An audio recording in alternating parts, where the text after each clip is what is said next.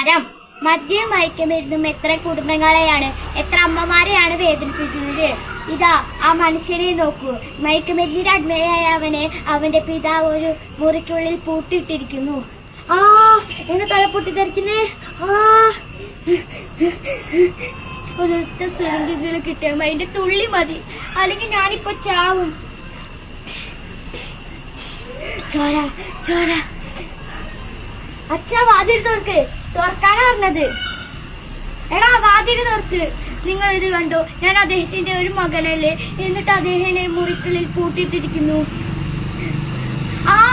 എന്റെ തല, എന്റെ ചങ്ക്, അമ്മേ.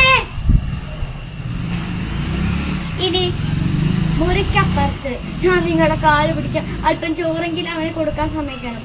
നീ എന്ത് പറയാൻ നടക്കില്ല. പിടിച്ച നായാണ് അവൻ. ചോറെടുക്കാൻ പോയി നിന്നെ തന്നെ മനസ്സിലാവാറില്ല. അങ്ങനെ പറയരുത്. ഞാൻ അവന്റെ അമ്മയല്ലേ. ഒരമ്മ, നീയാണ് അവനെ സ്നേഹിച്ച് വഷളാക്കിയത്.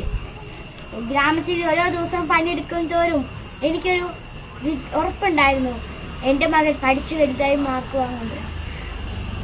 നിങ്ങൾ എങ്ങനെ വിസ്മിക്കാതിരിക്കേടി? ഡിഗ്രി വരെ എന്ത് നന്നായി പഠിച്ചു വേണം. ആ നഷ്ട സ്കൂള്, ആ നഷ്ട കൂട്ടുകാരായിട്ട് ഇങ്ങനെ ആയിരുന്നില്ല. മോന്റെ മുറിയിൽ സൗണ്ട് ഒന്നും കേൾക്കും. നിങ്ങളൊന്നും പോയി തുറന്നാക്കൂ. ഇല്ല, അവൻ തളർന്നു ഉറങ്ങിക്കാണും. എന്റെ ഫോൺ അടിക്കണം. അതിനകത്തെ പോലീസ് രാമേട്ടനാണല്ലോ. രാമേട്ട. ഹലോ രാമേട്ട. എന്ത്? ജാമ്യത്തിനൊന്നും നിൽക്കുന്നില്ല. തെറ്റിത ശിക്ഷ കാണുന്നല്ലേ. ശരി.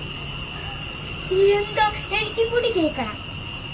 നിന്റെ മോന് കൂട്ടുകാരൻ കൂടി ഒരു പെൺകുട്ടി. ആ പെൺകുട്ടി ഇന്ന് രാവിലെ മരിച്ചു. പോലീസ് പോയിടും.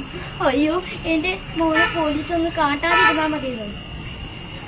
തെറ്റിത ശിക്ഷ കാണുന്നതല്ലേ. നന്ദി, നമസ്കാരം.